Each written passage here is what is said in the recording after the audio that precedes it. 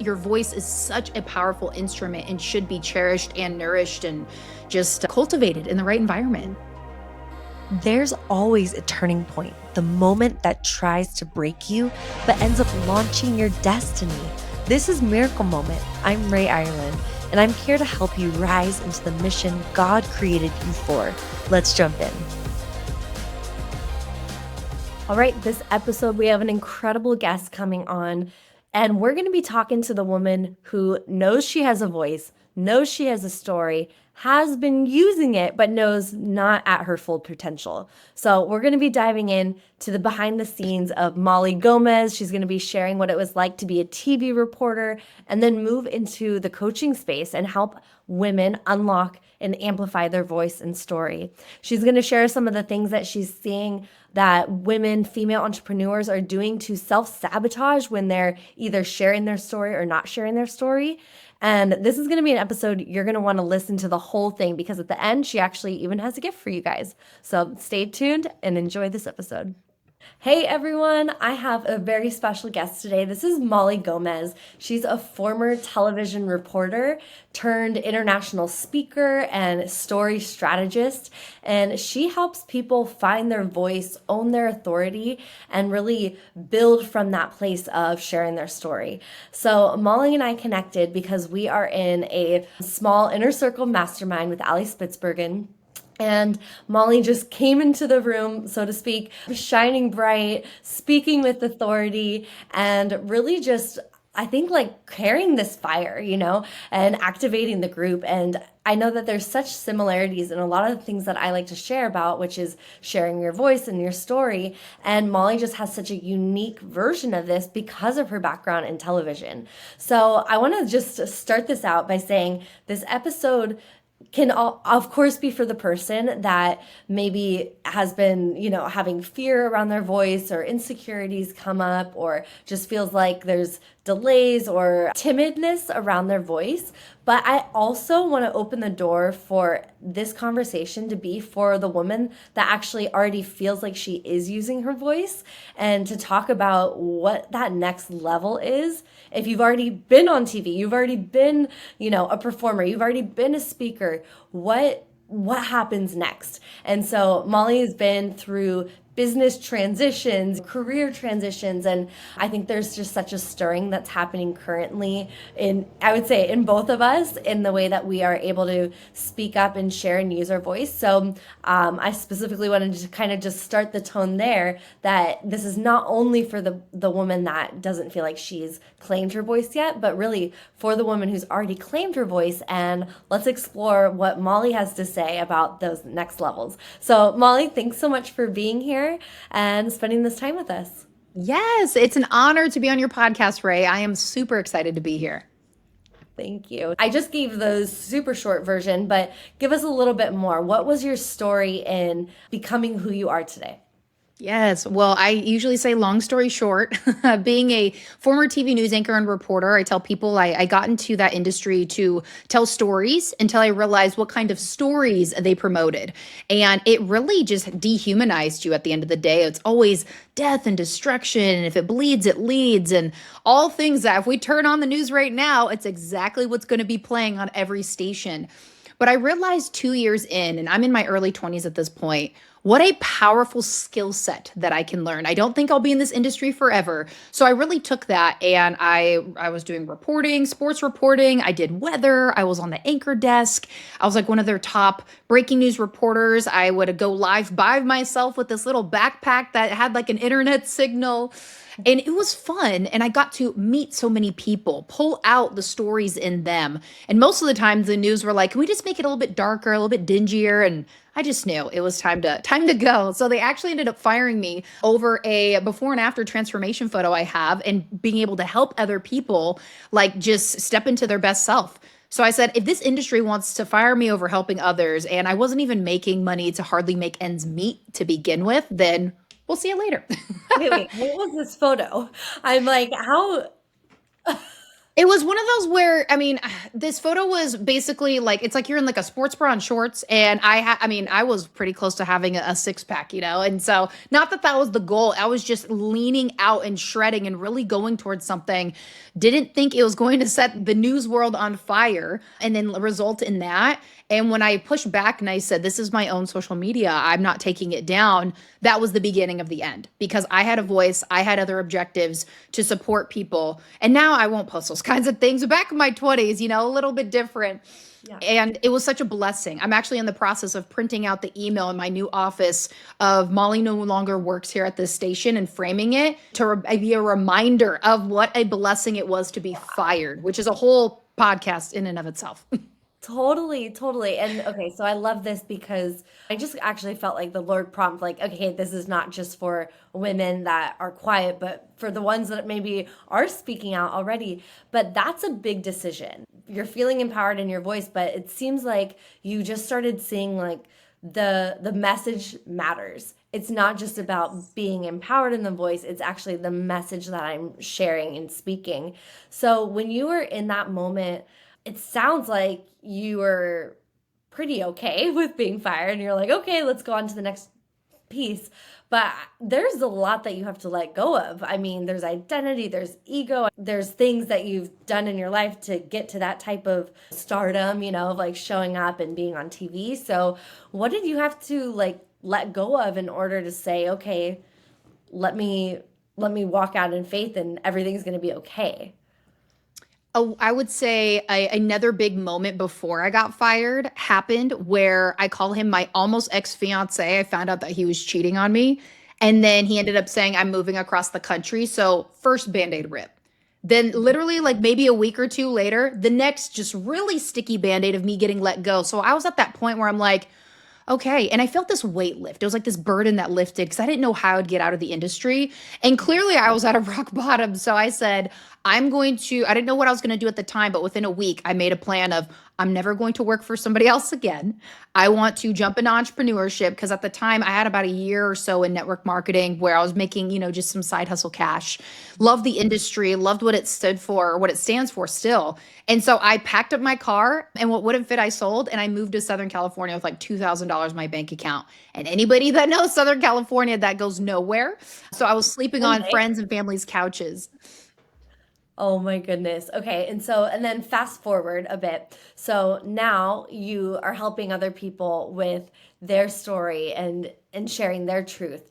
There, I feel like, is a really big difference between being a good communicator and then helping others find their voice and story. So walk me through that transition. Like, how did you get into seeing, oh, I can really help someone share their story and I'm really good at this? Like, what were some of the key things that you realized that you had? So in network marketing, I was always somebody that was a guest trainer on teams and corporate calls of the social media branding and messaging. So I realized I kind of had a knack for that. From there, I actually stepped into the digital marketing space where I was working with my brother-in-law with his digital marketing agency, helping coaches build and scale until I was like, wait a second, like they need what I have. How do they communicate effectively to really take their lived experience and increase their market authority? So that's where my first consulting agency was born in 2018, the end of 2018, and just really helping people like build that personal brand so you can have that connection. But what do you say? Like, how do you convey through storytelling to really not just give facts, but be able to have people see themselves in your story?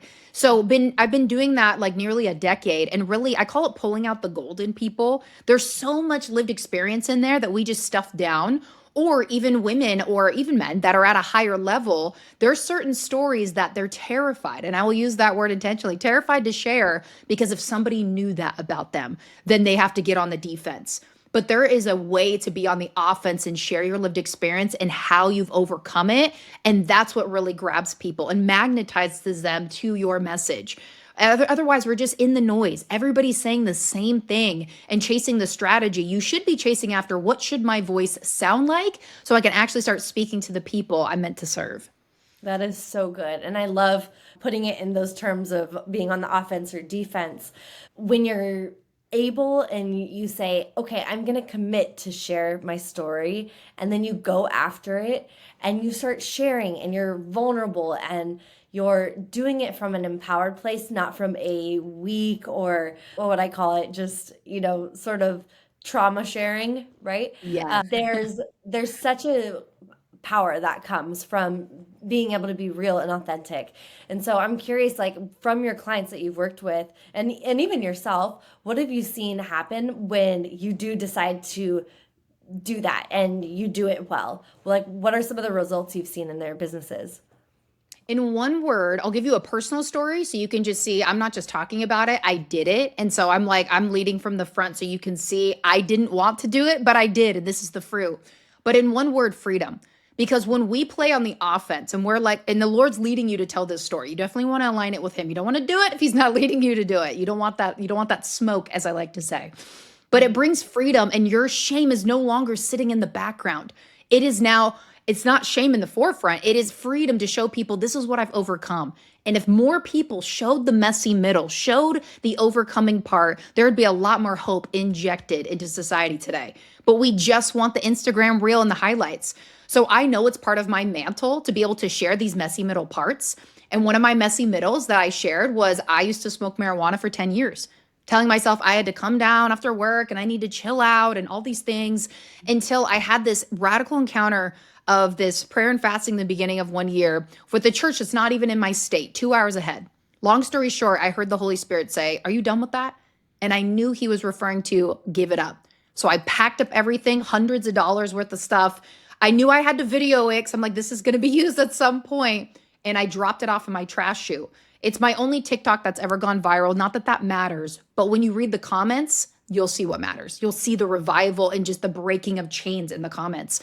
I was terrified to share that. And the reason why is I was a co-founder and leader of a massive kingdom global membership. And so a lot of women look to me. So I'm like, I am going to be canceled for sure. The opposite happened. I would never have guessed. I struggle with that too. How did you do it? Because yes, even though the Lord delivered me, you still have choices. You can go back, but then it really uncovered even other addictions that I had. And it may be like comforting with food or maybe having a little bit too much to drink or other things that He started to highlight. And so I went first and I showed people, look, here's my receipt. And there was freedom and breakthrough for myself. I felt so free after that. And then other people are like, you know what? Maybe I can do that too. And when we do that, again, we're on the offense, not the defense. Because imagine if somebody found that out. Now I'm having to play catch up in defense. That is a mess. No, thank you. Totally. I think this is so cool that you did that so quickly and that the way that God worked with you, He just wiped that so clean that you could show Yes. up without that shame and guilt and just say, this is the commitment. This is what I've been doing. This is what I'm doing moving forward. And that's accountability. People, I and many people pay hundreds and thousands of dollars for a really good commitment, right? And so I just love that you were just so fierce and just went out on a whim and did that.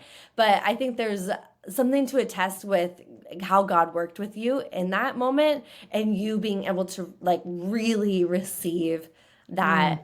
that grace that God gave you, because there's a lot of people that also go through stories or have a moment and then they share, but it's like they're still holding on to it, they're still Yes. clinging to it, and so then there's like an energetic mismatch of what they're Mhm. saying versus what you're feeling as a viewer or as a receiver.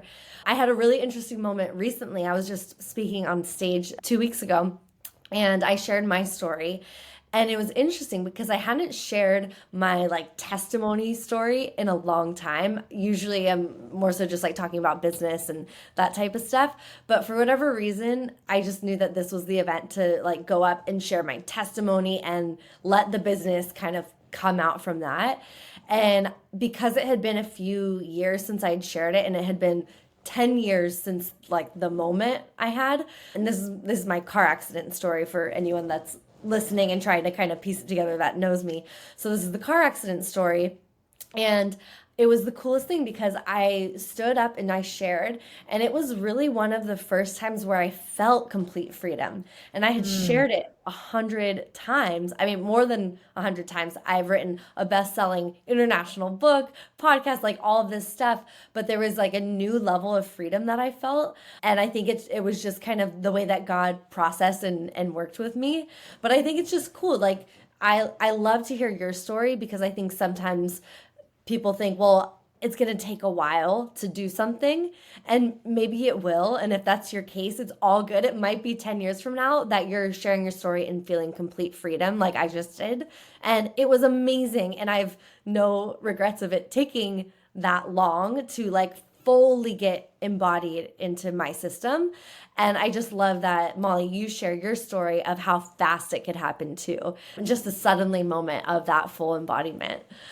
Oh gosh, I love that you just owned it and you felt that freedom. Like that makes me so happy for you and everybody that got to experience that in the audience at that event, because we never know what part of our testimony is going to speak to somebody else. The other day I was speaking inside of a community that I love so dear that my friends run, and it was on chasing God down and the quiet time and just being public of, how I just chase him down in the secret place early in the morning. And I would have never thought that would be a training of some sort to teach other people, but you never know. And then even when I shared that video, back to the marijuana story, it took me a year before I shared it. And when the God said, you need to share it, I said, absolutely not. Are you kidding? I'm not sharing that. He's like, do it. And it was this tug of war. So it wasn't a, sure, I'll be just forthcoming with this. It took a tug of war, but it unlocked that freedom, releasing the shame. And now it's like, okay, Lord, what other story do you want to use? Because I know the enemy wants to hold me in bondage, but you get the say, you get the freedom, and you get to have all the glory of how we get to turn around for his good. And so many people just are focusing on the what will go wrong. Start focusing on, if I share this, what will go right? What will be in the benefit of other people? That's Because good. you said this earlier, there's a complete difference between a good communicator and a public speaker.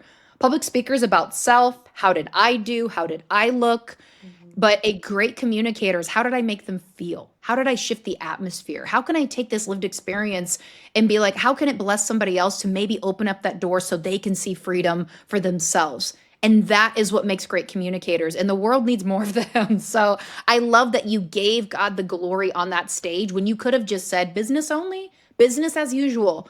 But God, I want you to come in and be in the forefront. And I'm sure that made so many people connect with you on a deeper level, which will help in so many different areas for you and them. 100%. And thanks for clarifying. I think that's good to know that there was a little spaciousness, and there's like stages of identity too that we get to step Yes. into while we share a story, and you share again and again and on different stages, right? It's always fascinating. Like sometimes we'll have a new client come in to do their podcast, and I'm looking at this, a woman for instance, and I'm like, okay, wow, you have like a multi 8-figure company, you've been doing it for years, I see you online all the time, you're doing all the social media, this and that, you're running your own events.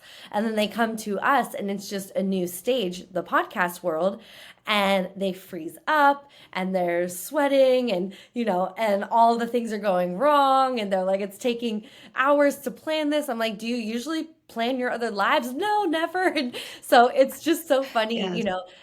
each stage, each event, each season that we're even in, it'll shake and shift the story and the identity that we get to step into and embody.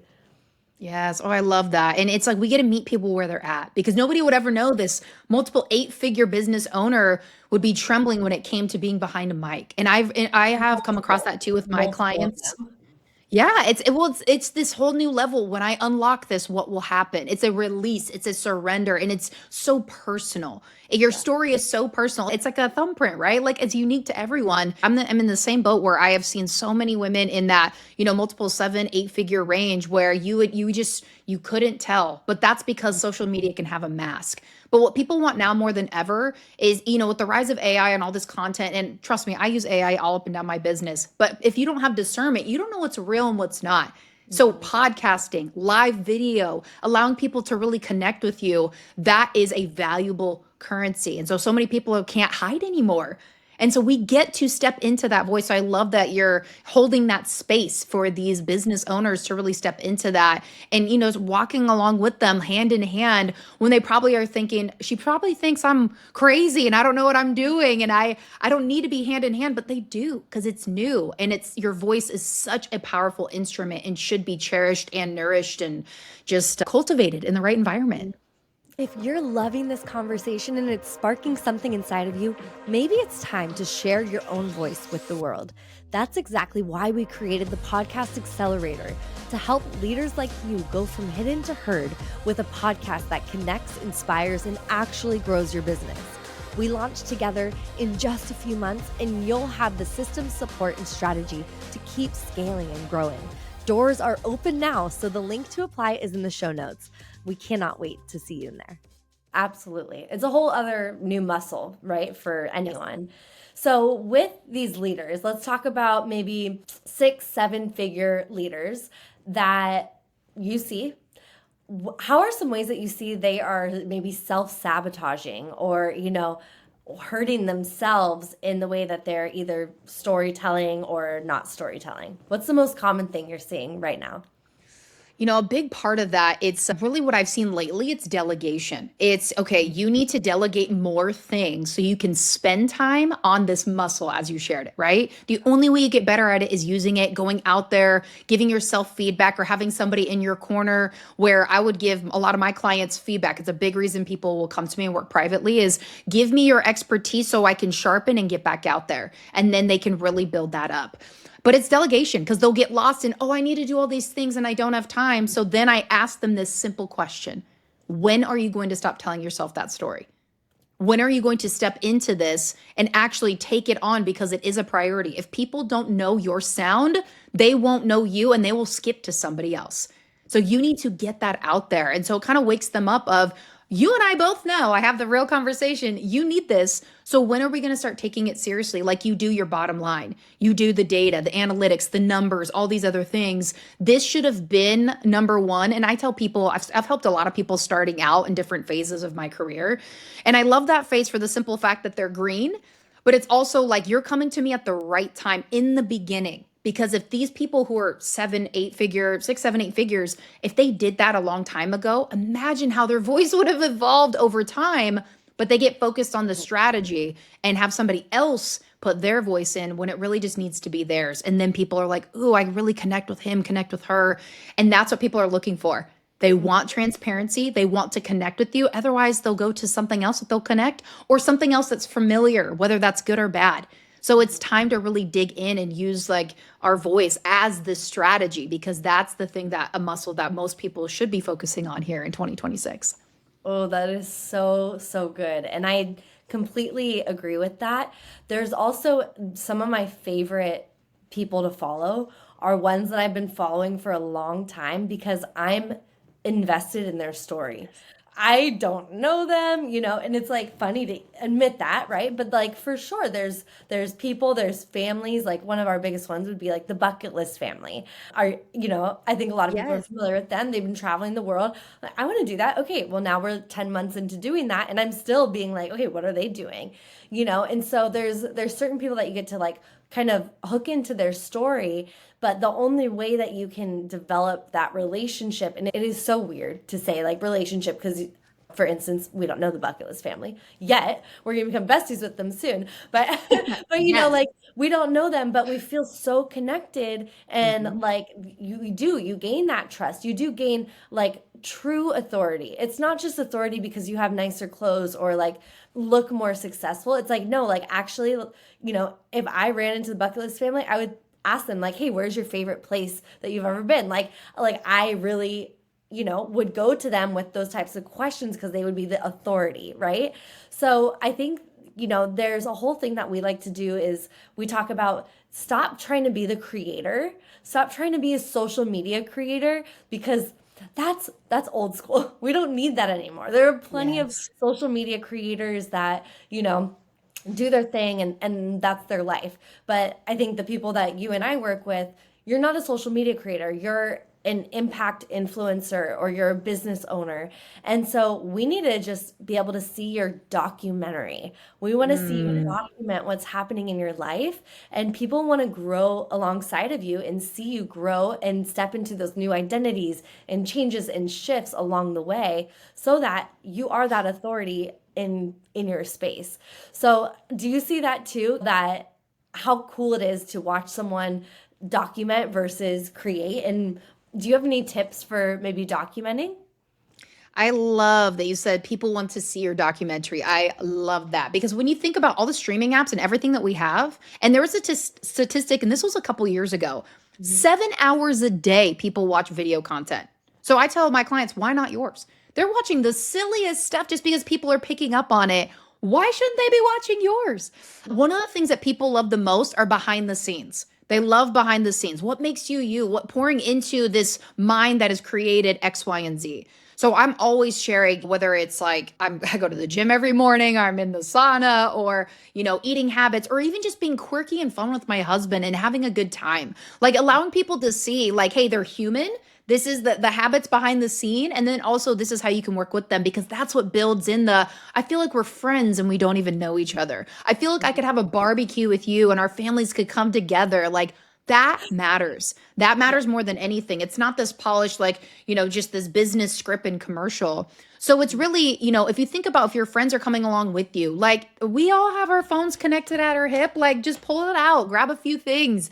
I know we maybe want to get off a little bit more than we're on, but it's important because it builds rapport. It builds rapport. And the last thing I'll say is this: when I started my entrepreneurship journey, which I consider that in network marketing, got my taste of it, I didn't have any kind of mentors around me that I resonated with. Nobody in person, nowhere. Until I found one in that company and I only followed her online. And then I had the spark, the fire of how did she get there? I was following her content, following how she did things, following the behind the scenes and loving what I was watching. And I was like, this is it. So I started to reverse engineer. And I had never met her up until maybe like, I don't know, 9 years later. And I told her, I followed you for years until I figured it out on my own. So you were my like mentor slash not, because I just was following you in the shadows. And you never know when you're doing that for somebody. You Mhm. absolutely never know. But just be relatable. People want to see that. Like that's the part that builds that connection. And then when they like you, they will either at some point work with you or refer people to you. And it's so easy because the rapport and the connection is built. So true. So, so true. So, as someone, you are amazing at documenting, sharing your story. What are some, and we'll kind of have this be the last question, but I just want to understand what are some of the beliefs that you hold about yourself and your identity as a storyteller? So that way we can kind of pull the behind the scenes out for any of the listeners that are saying, okay, I can do this. Like, I'm on board. What are some of the things that they might need to adopt or shift or at least explore? When I think about, and this is the name of my podcast, which I didn't know, I had this phrase on my heart for a long time. And then years later became the name of my podcast called Mhm. It's Bigger Than Me.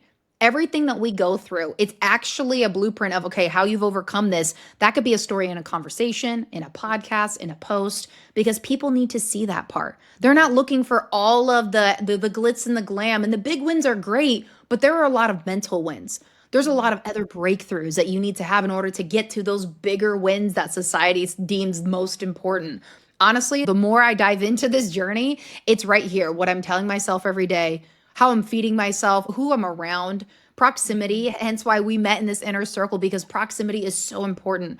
So when it comes to just what you put out there, your story, a lot of people, they automatically will tell me, even some of my clients, like, oh, that's a lot of work. I don't have the time for that. I'm like, well, you must not want it bad enough then. You must not want to have that impact bad enough or that next business level bad enough. And I just get really honest with them instead of just petting their bad habits of, oh, it's okay. It's probably a lot. No, like we actually need to step into when are we going to stop telling ourselves that story, because somebody needs what you have. And so, even with the little bit of time that you have, time block, record some things like whether it's behind the scenes, a thought for the day. I have this incredible, and I can give it to you if it's helpful to your audience. It's called the 3 pillar exercise, which really allows you to brain dump, to pull out, here are the things that you can talk about that other people can glean from. So there's always something there. It's a matter of, do you just want to pick up this and just get started? Doesn't mean you're going to be at a level where people have been doing this for 10, 20 years, but you are starting today and that you're ahead of 98% of people by just starting today. But somebody needs what you have. And there's freedom for you on the other side of that. So it's thinking about, what do people need? What do you like watching? Here's a great just little tip. What do you like seeing on social media? Maybe go start create some more of that. So you can see the blueprint, but put your own words in it and really just allow your voice to transform your life and other people. Yeah, so good. So good. Bottom line, just get started. Bottom Leave line, your yes, just go excuses do at it. the door. So good. Well, thank you, Molly, for coming on here and just blessing us with your time, your expertise, your wisdom. You've walked through so much. You've done this for so long and worked with so many people. So truly a blessing to be able to hear a little bit about your behind the scenes. We'll definitely drop that resource in the show notes for everyone, and we'll see you guys soon. Bye. Thanks for listening to Miracle Moment. Share the episode, hit follow, and join us every Thursday for prayer and activation. For more tools to rise into your God-given mission, visit rayireland.com. See you next week.